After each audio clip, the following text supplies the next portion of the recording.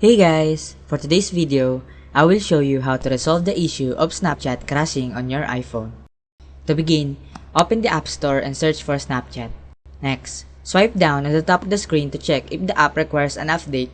On my screen, you will usually see Update instead of Open. If this is the case, tap on Update to fix the problem.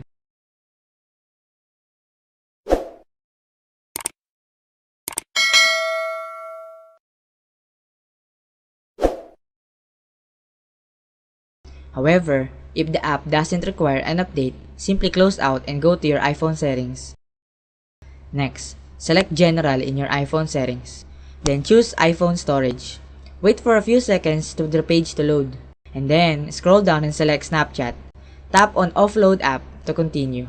Offloading the app will refresh it by deleting all the ins documents and data.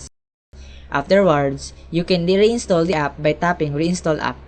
Once the reinstallation process is complete, open Snapchat again, and this should resolve the issue in most cases. So there you have it. Thank you for watching, and please don't forget to subscribe.